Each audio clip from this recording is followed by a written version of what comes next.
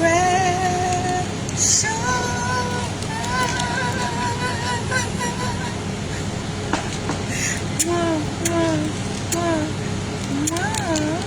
How you doing, baby? Happy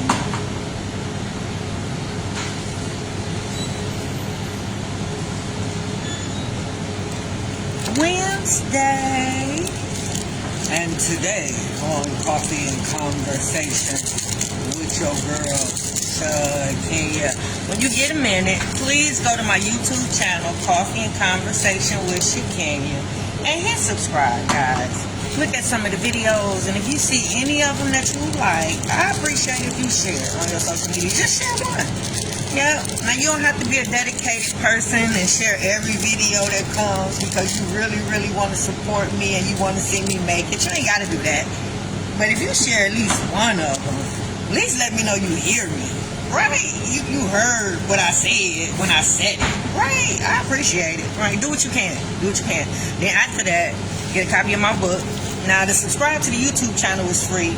So follow me on Facebook and all my social media. That's free for now. Right? The book, you're going to have to pay a couple dollars. You're going to have to pay a couple dollars to get it, right? You can get it from lulupublishing.com. You can get it from Amazon. And you can get it from Urban City Publishing. And it's entitled Dysfunctional Family Knot. Like a knot joke, right? Because all the dysfunctions that I dealt with, little things that I did have to grow up dealing with, I think I turned out okay. Yeah, I do. I think I turned out okay. What you think?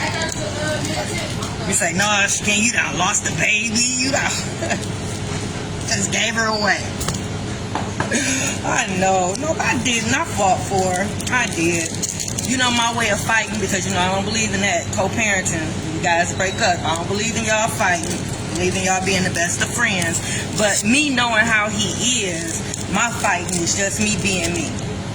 Right? Never letting up, never letting go, never stopping, still being the same person that I was, same person that he met, right? All the reasons why he loved me, all the reasons why he married me, never stopped. Yep, even in our lowest point, I never stopped. Never. I just figured out what to do to keep going.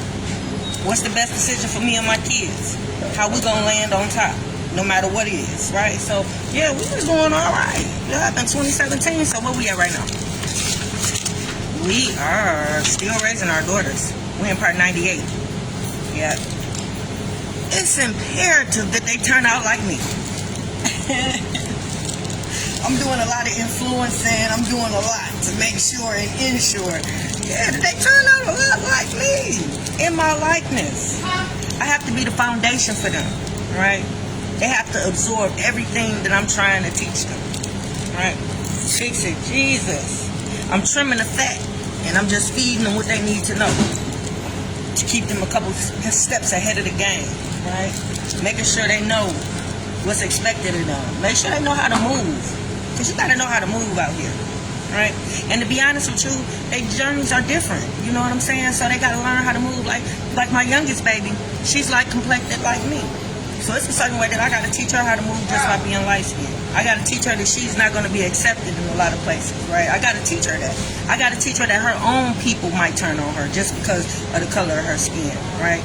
Now, on top of me teaching them black history and teaching them about racism and teaching them how the white folks treat us, I got to also let her know how her own people are going to treat her just because she light-skinned, right?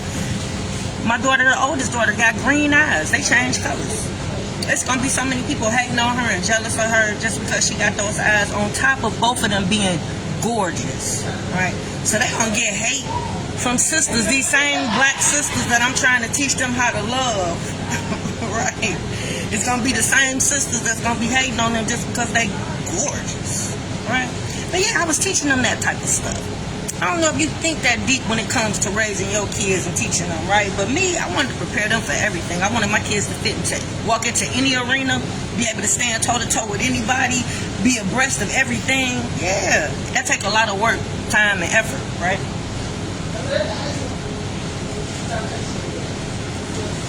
Yeah, so I'm trimming the fat, and I'm just feeding them everything that they need to know. Yeah, so they were pretty smart, intelligent, making good decisions. Yeah. Positive attitudes. Yeah, they were confident. Yeah, they were leaders. People cried when they left DSLA. No exaggeration. Yeah, people love them. The younger kids, the teachers, because they were helpers. They were just so involved. I raised them to be that way. I raised them to be me on steroids, right? So every stage they were in their life, if I had made different decisions, I would be where they were. So the baby hosting her event at that age, if my mother was the mother that I felt I needed to be the person that I was, the mother that I became for my children, the girls were right where I would be in their life, right? I know. Follow it. Go back and rewind it. Yeah. Fix it, Jesus. So yeah, people left. I was so proud. Yeah.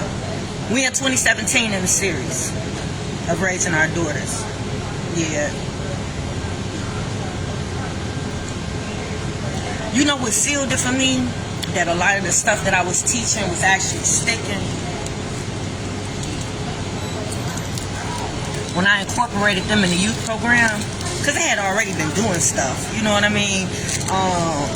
But that meeting, like you can't fake those family meetings.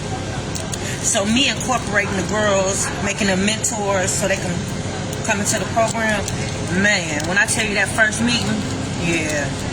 Because we coming to help, right? So the parents looking to us, me and my daughters, for the answers. They looking for help, you know what I'm saying? So that's what we there for. So if you faking it, the kids gonna pick up on it, the parents gonna pick. You gotta know what you're talking about, right? So all those days of riding with them, giving them scenarios, talking to them about the things that I learned in school, and now they're actually putting it into work now. Oh yeah, it was beautiful to see them at the first meeting. Yeah, so I usually start the meeting, initiate it, and then the girls sort of took over. So the way the meeting go in the youth program, I have the children write down all the things that make them mad. Good morning, Marvin. How you doing, baby? All the things that make them mad, make them 1 to 10, they got to write it down. They got a couple of other activities that they do for me, but that's the main one for the purpose of the meeting, right? And then the parents have to write down all the reasons why they brought the children to the program, right? So that's the basis of our meeting, right? Now, one of the rules of the meeting is when someone's talking, they can't be interrupted, right? So when the children go first. So when the children get to telling you what's on their list of things that they wrote down to make them mad, if the parents object or if they want to rebuttal or if they want to say something, they have to write it down. Right. And then after the kids finish their whole list, right, in its entirety, right, then the parents get a chance to rebut, and then the kids get a chance to come, and that's how the meeting goes. Oh yeah, it's a back and forth exchange. At the end of the day, it goes the same for the parents. Yep, children can't interrupt. If it's something that the parents say that the children disagree with, they got to write it down. And then when it's their turn, the object is for everybody to be heard.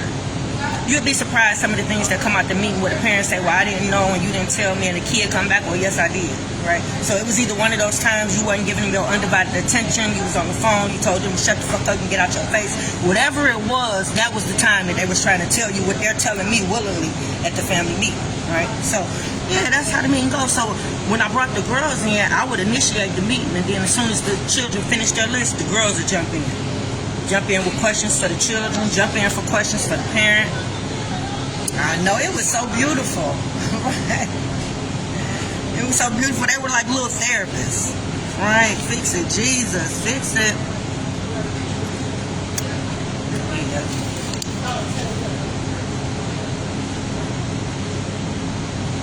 It was important that I gave them my undivided attention. It was important that I heard them daily. Right? So when they would get in the car every day to tell me about their day, I would get off the phone if I could. If it was a bill collector or business, I'm probably going to stay on for a minute and then I would jump in. But if it's my girl, we gossiping and keying.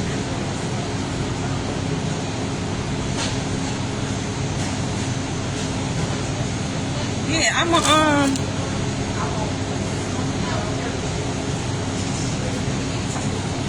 get off. I'm gonna let them tell me their day, and then we're gonna resume, right? I'm gonna get back with my girl and finish keying after I get them out the car, right? Fix it, Jesus, fix it. Somebody texting, I'm sorry, y'all. Yeah, bill collectors. Yeah, so it was very important that I cut the music down and gave them my undivided attention. Every my look, I'm coming. Every my come here, I'm coming. right? That's me. I don't care what I'm doing, I'm going to stop, and whatever they doing is going to be most important. I'm going to jump around and act excited, right? Fix it, Jesus. Fix it. Fix it. I think that's partly why I didn't really have any problems with the girls, that they weren't acting out. I know a lot of the kids that come to the program, at the end of the day, that's typically the reason why they acting out, because they're not getting enough attention at home, right? And they're not getting the right attention, right? So when they act out, you jump into action and you give them all your attention when you whooping their butt, when you put them on punishment. But just the everyday, listening to them, being involved, whatever they're doing, if they're drawing a picture, you stop and look at the picture, ask them what it is, engage, right? I did that for all the kids, right? Fix it, Jesus. Yeah, so I had some good girls. So in the family meeting, yep, I open it up and the girls come in and they finish it, right? They usually break down the list what the children said. The couple times that we did the meeting, yep, they broke down what the children said, and then they questioned the parents about the things and the reasons why they brought the children in. I'm telling you, they look like little therapists in that meeting, right? So that's another thing they can add on their resume, right? Or their list of options of what they want to be when they grow up, right? I know you like, since I had them working on everything, it seems like they didn't have no time to themselves, or they didn't have no life. It was all about me. No. Au contraire, mon frère. Was it au mon frère contraire? Oh, no. Everybody's lives were just intertwined in playing that. Yep, so we were all going to each other's events and supporting one another. So everybody's lives were pretty much intertwined in Plan A. So yeah, just like if the baby went to go clean with us, because I'm not going to leave her at home and all the whole family is at the building cleaning, right? I will bring the baby. So she, that night, if she had homework or studying for a test, she might have stayed in the office and studied and did her homework. She probably didn't clean that day, right?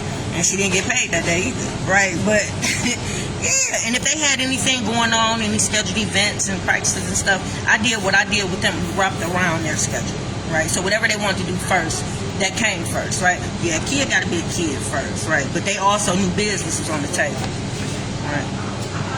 How many books you think I would have sold if we would have finished our trailer?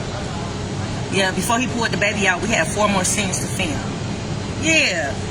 People see that trailer, because it ain't like it wouldn't have been a dope trailer. Y'all just seen, I just left the premiere for Porch Bandits, Jacote Films. Yeah, all I would have had to do was give all the clips that I filmed to Jigsaw and let his team do their work. Oh my God, that trailer would have wanted you to go buy the book. If he wouldn't have interrupted my parenting right now, we would have been filming. I know. Yeah, he did a lot of damage when he pulled that baby out. We was working on big things. Right. Yeah, it would have been flying off the shelves, I guarantee you that. Yeah, she was playing me in the trailer. She was the younger version of me. So those scenes that's incomplete, yeah, I needed her because she looked just like me, right? My oldest daughter played me in my teenage years. Yeah, she played me. But the baby, the scenes we needed to film was when I was a baby, or when I was my younger version, right? Fix it, Jesus, fix it. Y'all bathrooms ain't open? Yeah, we would be filming right now. Yeah, but seeing them girls handle themselves in that meeting, they was like little mini-me's. Yeah. At this time, I'm on them because there's a few traits that I want them to get, right? A few things that I want to make sure that's instilled. I need them to have love for sisters. Yeah, they fellow sisters. I need them to have love for their sisters. I need them to be able to appreciate a beautiful sister, right? Yeah, no homo. Ain't that what the kids say? Yeah, but definitely not being jealous of other women, right? Not being intimidated by other women. Being able to be in a room with beautiful women. Being able to compliment other women, right? Let them know if they're looking beautiful. Yeah, I need them to be confident in themselves first. That way they don't have many insecurities and they're able to do that. So it was very important that I was watching them and making sure, yeah, stuff like that was instilled. Yeah. I would never be intimidated, but I love beautiful women, right? Yeah, I didn't want my girls to be mean girls, right? I seen 3 videos back to back yesterday. I don't know what rabbit hole I was in. Just girls fight. Boom, boom, boom, boom, bing, bing, bing, bing. Like little dudes, right? So much anger, so much, oh my God. Yeah, I didn't want that for my girls. I want them to be able to take care of themselves. If something happened, they could defend themselves. They know how to kick a dude. They know how to scratch. They know how to punch. They know how to fight. Yeah, but that wasn't their first go-to. Yeah, I want you to be able to negotiate. Yeah, be able to talk your way up out of that fight. Yeah. Make sure there are other options on the table before you get to that point, right? But yeah, they knew how to fight, but that wasn't their first go-to. Yeah. They were pretty sweet, nice, happy, easygoing, right? Yeah, but seeing those girls dressed up outside in public fighting, fix it, Jesus, fix it. Getting all bruised up and scratched up is crazy. That's crazy. That's nasty work. So I'm checking in, I'm observing them, making sure everything is sticking. Yeah. When we out, I'm making sure that I'm watching their mannerisms, right? Making sure they offering to help others. We at a grocery store, you see somebody struggling with their bags, I expect my girls to run over. You need some help? Want me to help you with that? Yeah. I'm watching. Yeah. Making sure when people hold the door open for them, they saying thank you. Right? Making sure they are polite, prim and proper. Right. Posture. Very important. Stand up straight. Right. Fix it. Jesus. The way they walk. Femininity was very important. Right? Yeah. Because you got to keep in mind, I'm raising to be a lady. Then I'm raising to be somebody's wife. Then I'm raising to be somebody's mother. Then hopefully somebody's big mom. Right? So my impression, and I'm old. What I do is very important. How I move is very important. Right? Fix it. Jesus. Making sure they chewing with their mouth closed. Making sure they not talking with their mouth full. Right? Make sure they sitting with their legs across. Right? Fix it. Jesus. How to dress for different occasions. How to dress for church. How to dress for a funeral. How to dress for a job interview. Right? What's the difference between business and business casual? Right? Dressing formal, professional, black tie. What type of undergarments to wear with what outfit? When to wear what undergarment with what outfit. Right? Fix it. Jesus. Fix it. So I'm attending these events, so it might be a little easier for me if you're not, but I mean, it's still, you still have to teach it, because you never know what path your child is going to take and where your child is going to end up. They might end up in a boardroom. They have to know how to dress professional, how to be, you know what I'm saying? You got to teach them. You got to lead the way, some kind of way, right? So by me having them walk in my footsteps, it was kind of easy, because they had events with me. So they seeing how I carry myself, how I present, how I talk, right? Yeah, everything I did with my kids was intentional. Having them out with me, passing out flyers when we had events, talking to people about the organization. Children are our mission. Yeah, so talking to people, not being shy, being people persons, because that's what I need for my team, right? Because if I'm doing radio, if I'm about to run for office, they're going to be out in the spotlight, right? So if we're doing all these things, we're going to be known, right? So yeah, them being people persons, they got to know that, right? Fix it, Jesus. So making sure they're comfortable in their skin. Yeah. Confident in their words. Yeah. So they becoming their own person. So right now I'm just laying the foundation. Yeah. Setting the rules up, letting them know. Yeah. So making them volunteer was one of the best things that I could ever do for them to shape who they are as little people and little women. Right. Making sure they know the importance of giving back. So making sure they are humble and grounded. Right. So that was very important. I feel like every child should volunteer somewhere. Right. Yeah. I want them to care about their people.